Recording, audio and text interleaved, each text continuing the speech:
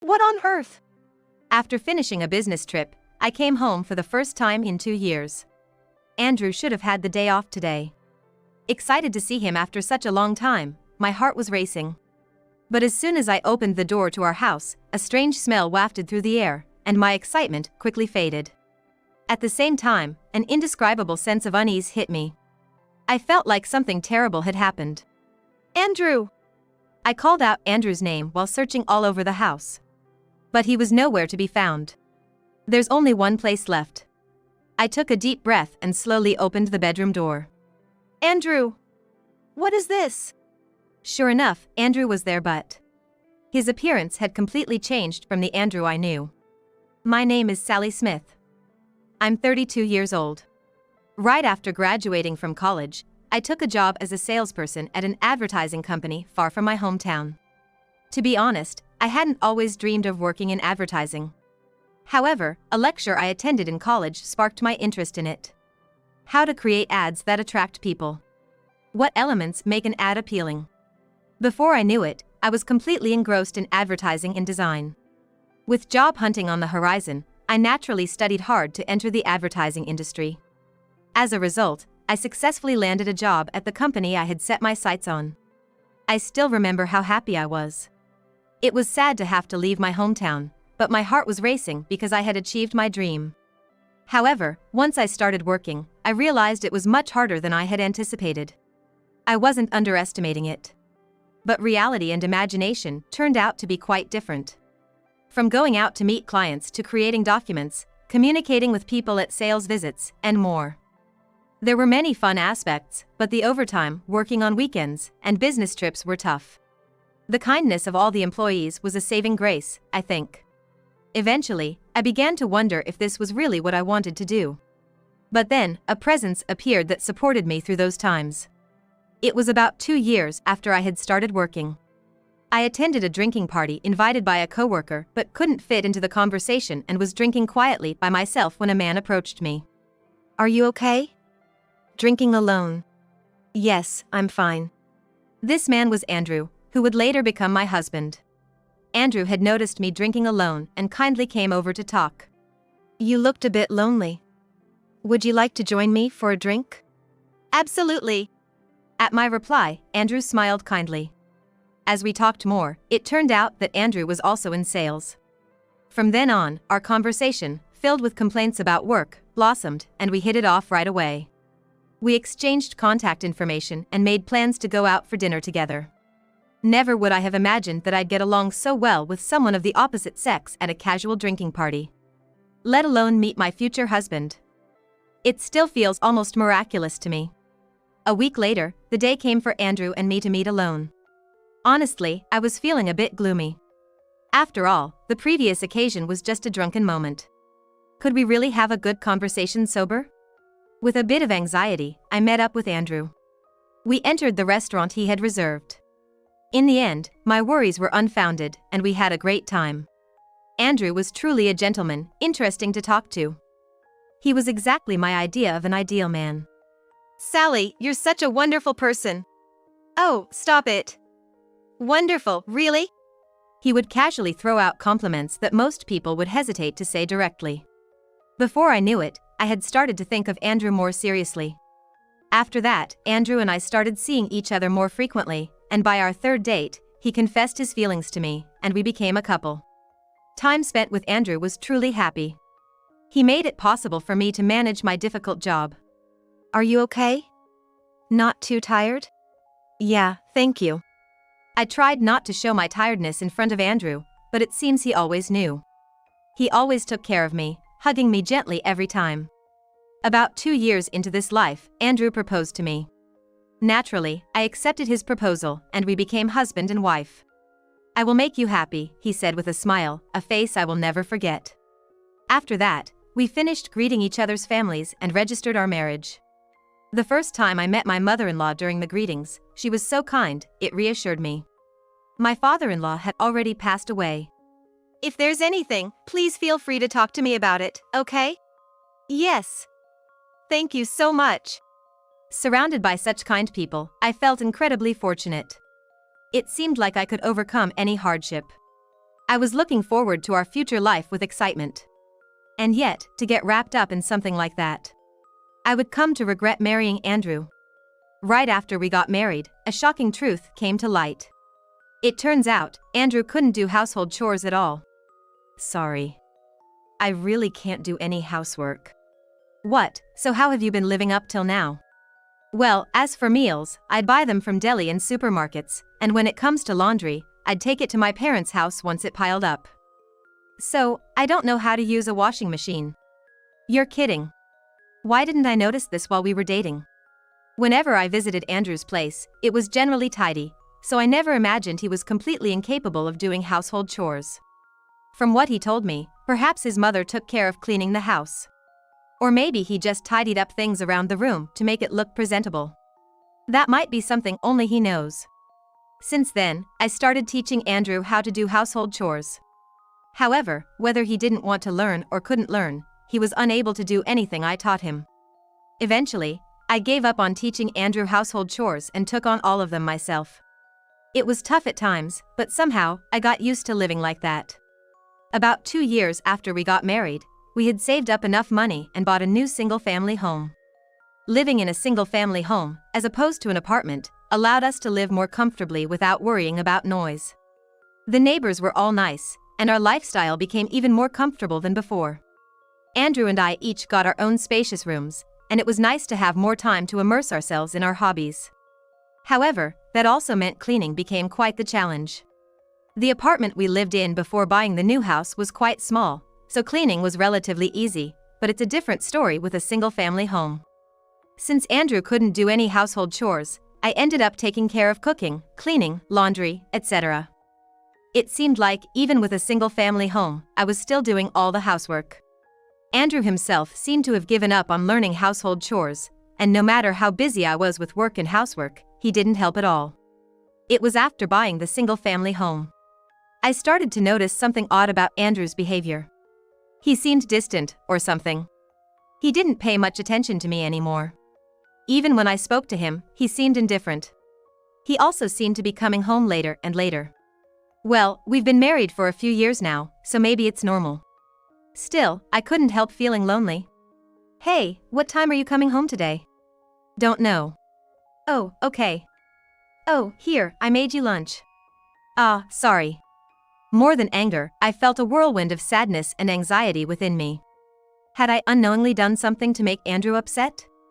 But no matter how much I thought about it, I couldn't think of anything. Well, Andrew hasn't complained about anything to me, so maybe I shouldn't worry too much. Eventually, I started to believe that this was Andrew's true nature. It seemed like the most straightforward way for me to come to terms with it internally. That would be a different story if he complained about the food being bad or the house not being cleaned. But there were several other frustrating things about Andrew. He would come home late without letting me know when he'd be back. He'd make me prepare lunch in the morning only to leave it behind, and despite knowing I would clean, he'd mess up the room as he pleased. Before I knew it, Andrew's laundry would often be scattered around the room. At first, I thought he must be tired and didn't nag him much. However, no matter how many days passed, Andrew made no effort to change his behavior.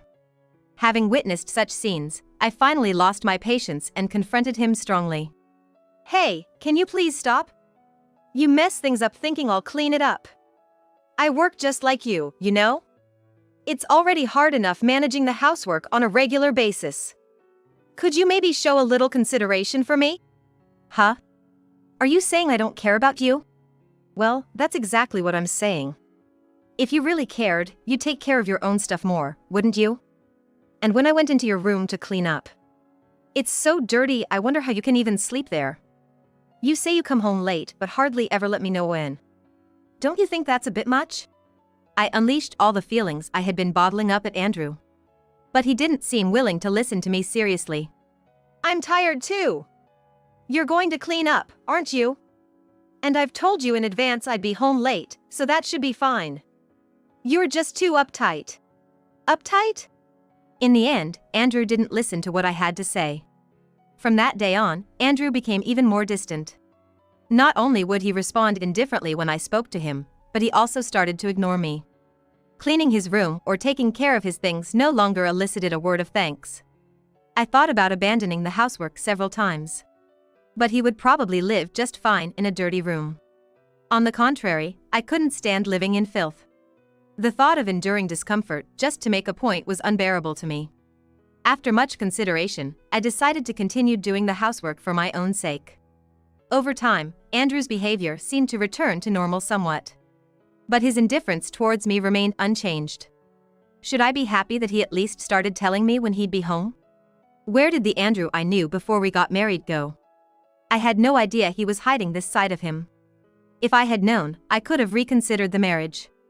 I found myself living with stress from work and home every day. About half a year into this lifestyle, my work suddenly got busier with an increase in business trips. There were day trips as well as overnight stays, and my life became incredibly hectic. On top of that, I had to take care of the housework and look after Andrew. My burden was completely overwhelming. Perhaps seeing how burdened I was, Andrew's attitude began to change gradually. "Hey, Sally. Are you okay?" "What do you mean?" "You know, about the housework and work. Everything." "Well, yeah, I'm okay, but..." I was so surprised by the sudden concern that I doubted my ears. Andrew worrying about me? This was unheard of. I half expected it to rain spears tomorrow. After that, Andrew started to show concern for me more frequently. "You've been on a lot of business trips lately, haven't you? Are you okay?" "Yeah, I'm fine.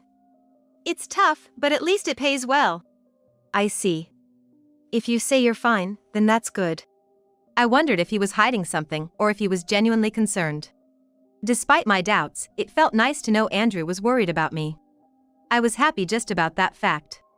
But, as usual, Andrew's return home remained late. "Hey, why are there so many days you come home late? Is it really that often?" "I've got a lot on my plate, too. Overtime, hanging out with the boss." "I see." Looking at the pay stubs, I could see he was getting paid for overtime. Going out drinking with his boss was understandable, to an extent. Still, it felt excessive. I had thought maybe Andrew was cheating. But I couldn't quite believe he would do something like that. Despite everything, somewhere in my heart, I still trusted him. I didn't understand why I was so convinced Andrew would never cheat. Even as my business trips increased, Andrew made no effort to do any housework. Unable to even heat up a ready-made curry, Andrew relied on convenience store meals or eating out when I was away. When I was gone for an extended period, he would ask his mother to come over. I had hoped he would learn to manage on his own, but that seemed like a foreign concept to him. I preferred calling his mother over to having the house get dirty. But that obviously increased her burden. "I'm really sorry for putting you through this because of my frequent business trips. It's okay, dear. It's not your fault. But we need to get that boy to learn some housework soon, for his own good. I can teach him housework anytime. It's okay. You're right. I'm sorry. I'll talk to him about it." "Oh, will you? Thank you." My mother-in-law's words were kind, but her tone felt somewhat cold. Of course, Andrew had no idea we were having such conversations. He continued to lounge on the sofa and watch TV as usual. "This show is really interesting." Forgetting that I was in the kitchen, Andrew would start talking to me. "What show?" "Oh, sorry. Were you washing the dishes?" Despite apologizing, Andrew showed no signs of remorse. At first, his attitude angered me, but now I've grown completely accustomed to it. It's sad, I think to myself. However, the day came when such a lifestyle would come to an end. I was offered a chance to go on an overseas business trip. It was a stressful job, but it had its rewards. I could have declined, but I decided to take on the challenge. The trip would last for 2 years. During that time, I figured Andrew could either go back to his parents' home or try his hand at managing the household chores on his own. The night I received the offer, I told Andrew about the trip, and he was surprised. "You're going to be gone for that long?" "Yeah." I could have said no, but I wanted to give it a try. "It's going to be a burden on you, I guess." It was certain we wouldn't see each other for a while. I would have been happy if he felt even a little bit sad about it, but Andrew didn't seem to harbor such feelings. "Got it. Good luck." "I'll try to manage things on my own," he said with a big smile. "Are you sure you'll be okay?" "Yeah, Don't worry. His reaction made it seem like he couldn't wait for me to leave. A few months after the overseas trip was confirmed, the day to depart finally arrived. Are you really okay? Yeah. Don't worry about me. If anything, I'll just ask Mom for help. I see. But, are you sure about the time? Oh, it might be getting late. I should go now. It seemed like Andrew really wanted me out of the house. He probably wanted some time alone. To be honest, I was quite upset. But there was no time to argue. I said my goodbyes to Andrew sincerely and left the house. For the next 2 years, I worked abroad. It was challenging, but I had a fulfilling life. This experience became a valuable part of my life, I was sure of it. While I was abroad, I kept in touch with Andrew regularly. Hearing that he was managing with help from his mother was a relief. Initially, we talked on the phone, but gradually we switched to emails. From his messages, I could tell Andrew was doing fine, so I wasn't too worried. 2 years later, my assignment ended, and it was time to return home. I was somewhat excited to see Andrew after such a long time. My steps were light with anticipation. Today was supposed to be his day off, so he'd likely be at home as usual. I wanted to ask about how he'd been living while I was away and talk about my life overseas. I was excited as I unlocked the front door. But that excitement quickly disappeared. A foul odor so strong it could twist your nose wafted through the air. The sheer abnormality of it made me break out in a cold sweat. It felt like something terrible had happened. I set my luggage down on the floor and began to search the house.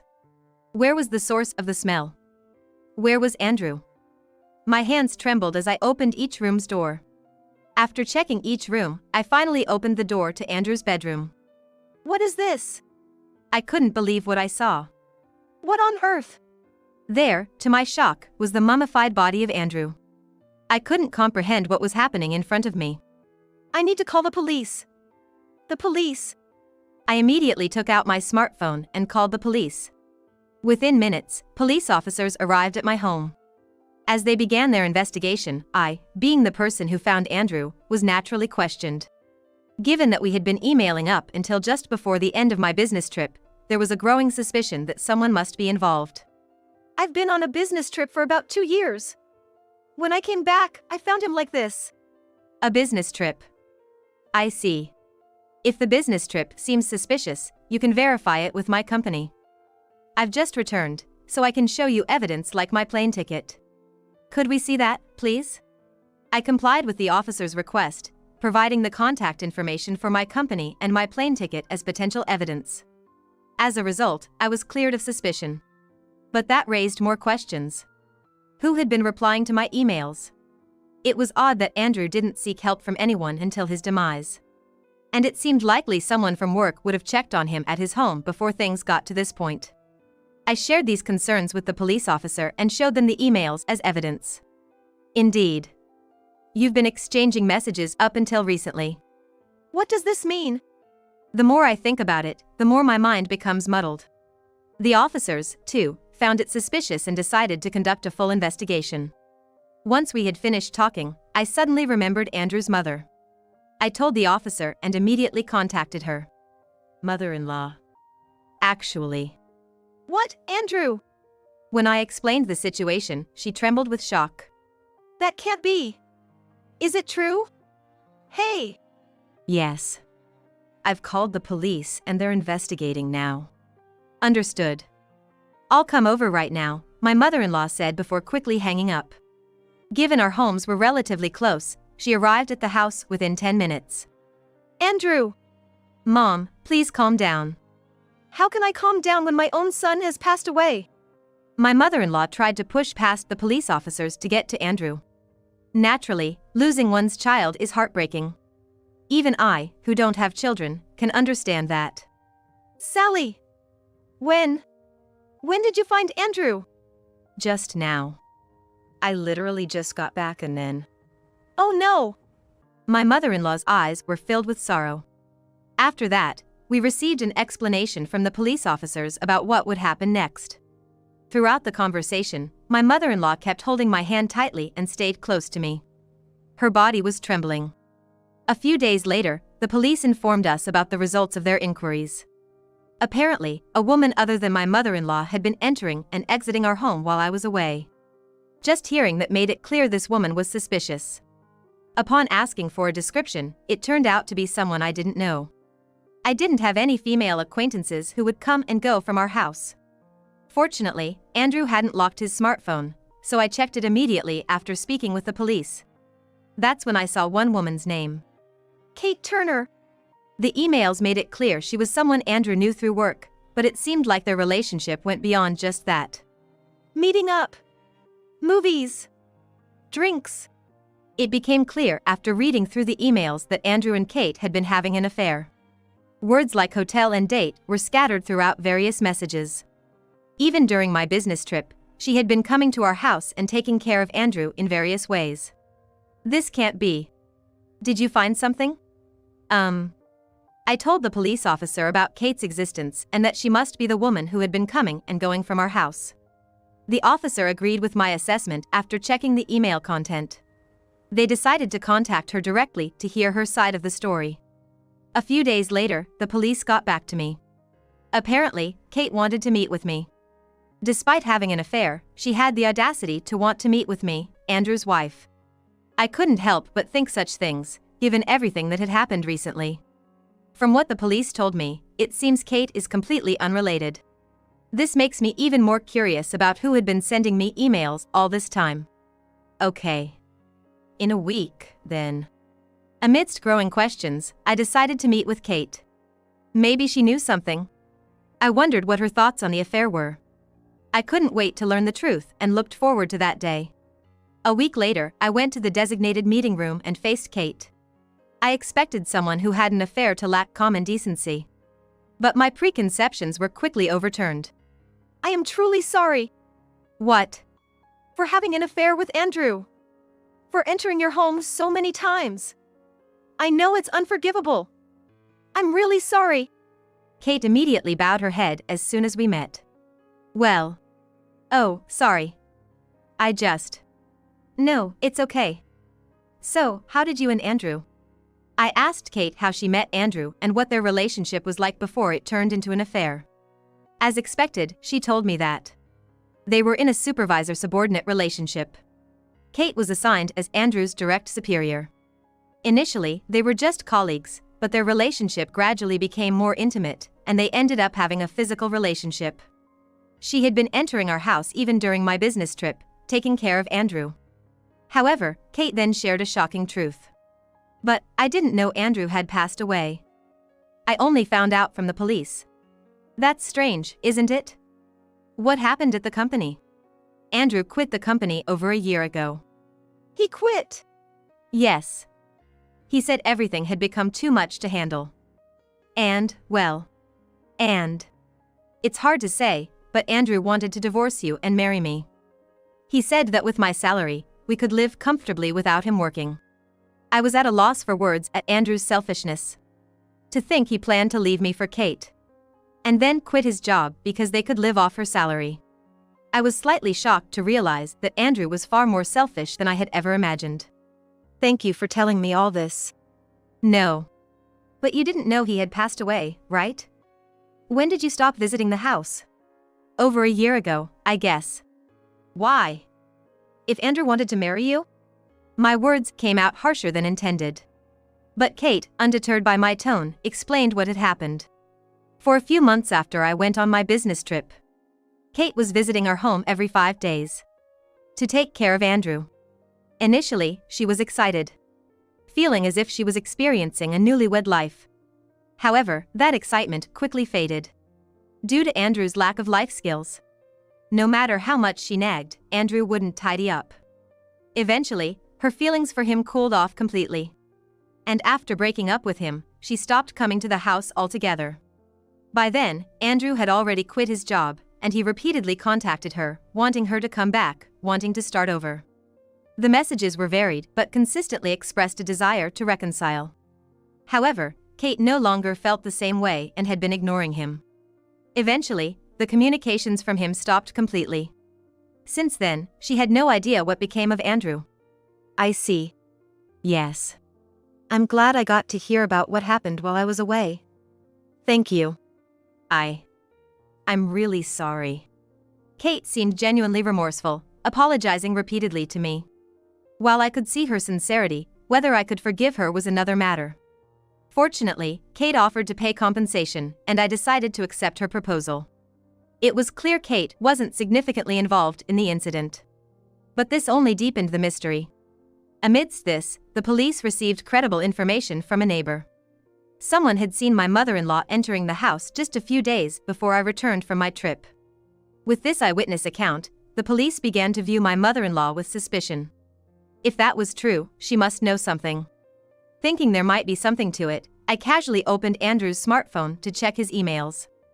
Until now, it hadn't occurred to me that my mother-in-law could know something, so I never bothered to check her emails specifically. In hindsight, if I had reviewed all the emails from the start, perhaps things wouldn't have escalated this far. I went through each email. And one in particular caught my eye. "Were you feeling ill?" Around the time Kate broke up with him, leaving him alone, Andrew seemed to have fallen ill. Unable to seek help from either Kate or me, he reached out to his mother. But the response from my mother-in-law was curt. "You need to handle this on your own." She had said things that seemed to abandon Andrew. "I'm tired of caring for you. It doesn't matter what happens to you." It was hard to believe that my mother-in-law, who had always adored Andrew and was exceptionally saddened by his death, would say such a thing. But no matter how I looked at it, my mother-in-law seemed to be involved in some way. Seeing the email from my mother-in-law, my suspicion turned into conviction. After showing the police officers the emails saved on the smartphone, they decided to bring in my mother-in-law for questioning. The police contacted her, and a meeting was arranged at the police station for a later date. I was allowed to be present, so I decided to attend. On the day, my mother-in-law arrived at the police station looking somewhat irritable. "Isn't the perpetrator caught yet? What about that woman? The one who was taking care of Andrew?" "Please calm down." After being admonished by the police officer, my mother-in-law sat down and glared at us. The officer then explained about the neighbor's report of her frequent visits to the house and the emails that were found. "A neighbor saw it? There's no proof of that. That woman is far more suspicious than I am." "But you were entering the house until recently, weren't you?" "Where's the proof?" "Well, we've heard a lot from the neighbors. Not just one person, but many." "How do you explain that?" My mother-in-law was visibly agitated, breathing heavily and snapping at the police officer. Watching this, I couldn't help but become more suspicious of her. "Mother-in-law, do you really know nothing?" "I don't know anything." "Is that the truth? How long were you going to that house?" "I don't remember." "What about the testimony from the neighbors? Are you saying the police are lying? Or that the neighbors have conspired against you?" "Yes." "With all due respect, it seems unlikely that they would go to such lengths just to frame you. Do you have any reason why the neighbors would do that?" Despite clear evidence of her involvement, my mother-in-law continued to deny knowing anything. With testimonies against her, her refusal to admit anything was frustrating. I couldn't help but confront her aggressively. Initially, she continued to deny any wrongdoing, but eventually, she admitted a shocking truth. "Yes. I abandoned Andrew. Are you happy now?" Mother-in-law. It was just so annoying. It was somewhat expected, but it turned out my mother-in-law was the one who abandoned Andrew in his condition. For such a selfish reason. Annoying. I was tired of him always depending on me. Just when I thought he had finally married, he would find some reason to rely on me again.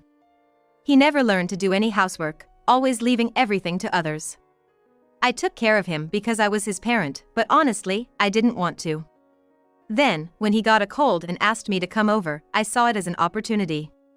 So, I left him alone. Next thing, he had passed away. My mother-in-law calmly explained her feelings towards Andrew. But they were not the emotions a parent should have for their child, they were twisted. "So, you were the one replying to my emails all this time?" "Yes, that was me. I thought if suddenly there were no replies, you would worry. I knew it would come out eventually, but I thought it might buy some time." "You knew it would come out?" "Of course. But then that woman Kate showed up. I thought maybe I could pin the blame on her, but it seems that was impossible." My mother-in-law said, seemingly frustrated. I couldn't believe that my mother-in-law, who had seemed so fond of Andrew and had been more devastated by his death than anyone, would abandon him. While part of me found it hard to believe, I remembered something she had said before my business trip.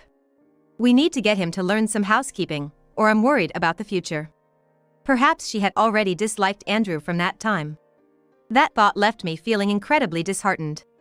To think of pinning the blame on someone else. Well, what choice did I have? I didn't want to get involved with the police. If Kate had taken all the blame, I wouldn't have had to be here. That's just too selfish. Maybe marrying me and my frequent business trips did increase your burden. But that doesn't mean you had to abandon him. Quiet. You can't possibly understand how I feel. My mother-in-law lashed out at me as if venting years of pent-up resentment. But undeterred, I continued. I understand some of your feelings. Andrew never tried to learn housekeeping, always messed up the house. To top it off, he was unfaithful. I was honestly angry too. But there are things you shouldn't do, right? What you did is a serious crime. Aren't you going to have to live with that fact for the rest of your life? As I persisted, it seemed my mother-in-law finally began to grasp the gravity of her actions. She would have to live as someone who abandoned her son. How painful that must be. It will haunt me. Tears started to stream down her face. I did such a thing. Please, reconsider what you've done, I implored, and she weakly nodded in agreement. After that, she was taken to another room shortly after. Surrounded by police, my mother-in-law seemed smaller than ever as she was led away. Eventually, she was arrested for neglecting Andrew's body for an extended period. The specifics of her charges are yet to be determined as the case goes to trial. Hearing my mother-in-law's story, I couldn't help but feel some sympathy for her. I, too, was fed up with Andrew's behavior on numerous occasions. But there are limits to what is acceptable. Having done something irrevocable, I hope my mother-in-law truly reflects on her actions. After her arrest, I moved out right away. Somehow, I just didn't want to stay in that house any longer. Now, I live in a nice apartment, managing on my own. Doing chores for just myself is much easier. But Andrew's memory lingers in my mind. If this had been a divorce, perhaps I could have felt relieved, but to part ways like this. It makes me realize I did love Andrew after all. To distract myself from these unavoidable feelings, I throw myself into my work each day.